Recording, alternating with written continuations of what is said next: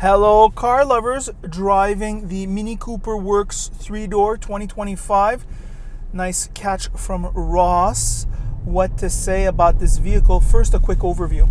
The 2025 Mini Cooper 2-door John Cooper Works competes with hot hatches like the Volkswagen Golf GTI, Hyundai Elantra N, and even the Toyota GR Corolla. JCW is Mini's performance division, inspired by its rally heritage. It's available in base Cooper C with 161 horsepower, Cooper S with 201 horsepower.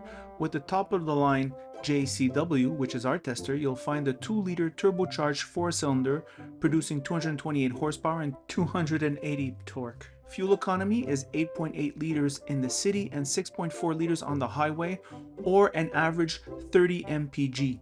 The JCW has a sport-tuned suspension, Brembo performance brakes, and 7-speed double-clutch automatic transmission. The car remains a front-wheel drive, but the chassis has been stiffened for improved cornering response and reduced body roll. The steering is sharp, the suspension is firm, one of the most responsive setups I've driven. The aerodynamics are functional too. Larger air intakes improve engine cooling, with the rear spoiler and diffuser helps stabilize the car at speed. Drivers can choose between driving modes, adjusting throttle response, steering weight, and exhaust sound. Inside, the JCW cabin focuses on the driver with red stitching, stainless pedals, a 9.4-inch circular OLED infotainment, and delightful leather seats. The new circular OLED infotainment display has vibrant graphics, navigation, and smartphone integration. It is very difficult to navigate in. Pricing in Canada is about $55,000 with premium paint, adaptive LED headlights, Harman-Kardon audio, and a cheap heads-up display. The Mini Cooper JCW isn't just about numbers, it's about character and originality. It delivers the kind of playful, connected driving experience combined with a tasteful and premium interior that few cars can match today. So we're back. What to say about this vehicle? Well, this is a fun car, all right? It's one of those cars where it is not a rational purchase, it is an emotional purchase. There's a lot of those, right? I can think its most immediate competitor would be probably something GTI-ish or Golf R-ish. I think those are the most direct competitors as far as I'm concerned, because just there's a similar craftsmanship and similar high level of finish. That's what I have to say about that. And there's kind of like in terms of styling, they're very much attached to their past. And this is kind of like this vehicle has, you have to fall in love with the exterior to buy this vehicle, right? This is like $50-something thousand. Listen, there's enough room for two people. The two rear seats are decorative. So we'll start with the exterior styling, which is very Mini-ish, and it's very charming, high paint quality, wonderful build quality, and you can see the BMW heritage in this vehicle in terms of that. On the inside, well, plenty of room here. It's pretty good room. I would say not quite enough room for both our elbows, but I mean, it's not too shabby. It's certainly smallish. You're not in an SUV. Let's stop pretending that. However, outward visibility in front is pretty good. On the side is very good. Rear 3/4 is okay-ish. Rear is okay-ish, and that is the view of this vehicle. Where this vehicle shines on the inside is the craftsmanship and the charm that is evidently built in. Everything is custom made. The way these tweeters here for the Harman-Kardon speakers are done, very original. This round infotainment that is a pain in the ass to use. Every time I go slightly over the speed limit, you're going to hear throughout the video a boop, boop, boop. I can't for the life of me remove that sound. So that is really, I hate that. However, everything else, the screen is bright, everything is well done.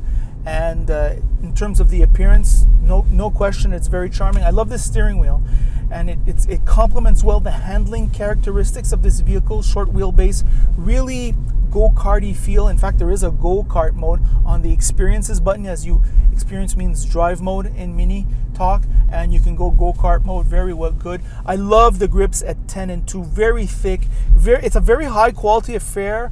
Like often cars like the Elantra N, the Subaru WRX, the Subaru BRZ, cars like that, even I would say like maybe less so the Honda Civic Si, but it's Honda Civic Si is not at this level in terms of fit and finish. It feels less like disposable goods. So you feel you're in a high quality affair. You feel your money, all right? And that's always something that you want, right? So that's what I have to say about that. On the highway, average road and noise insulation. These low profile tires in the war zone that we live in, boy, I hope it doesn't break your mags if you hit one of those crazy potholes that are legion in Montreal, right? The driving aids are pretty good. I tried them before. Very good stuff. It follows traffic, so that's very good. This heads-up display is the cheap one, all right? The one with the little screen that comes up. I don't know why they did that. I mean, that's the only place where I feel it's cheap. Everywhere else, I mean, I love the materials here. I mean, I normally would not want tissue for my materials. I would like to be able to detail it with detailing products. However, this is just such a classy affair. It's very good. The door is a bit thin. However, the interfaces are decent enough. Not super high quality, but decent enough. And that's what I have to say about that. The seats are very comfortable. The leather is very good. Ross made a remark, surprisingly comfortable. Given the bolsters, that's a good remark he makes. Other things, well, the feeling of uniqueness, the feeling of specialness is evident in this vehicle, which perhaps its competitors won't offer. The cuteness, which I think is inherently charming, and just this high quality affair on the inside. You can recharge your phones right here. You have like these straps to like access the center console. Very charming. This is very charming. And even in the steering wheel, there's like a tissue here instead of like a plastic spoke. So it all works, right? It all feels very quality. You don't feel cheaped out at all. And that's what I have to say about this vehicle. Of course, the engine transmission, I find, is the star of the show. It's very sprightly. The transmission is very reactive. Clearly, the BMW DNA evident. It's never hunting for gears. And even in slow urban driving, this is fine. So would I buy this vehicle? I think I would lease it. All right. I think the 4-year lease for me, for any European product, for me is the way to go. However, if you want to buy it and you do low kilometers every year, fine, no problem. It is only front-wheel drive. Quebecers have a hard-on for all-wheel drive, and why not? Because of the long winters here, they're not about to go away, despite what some people say.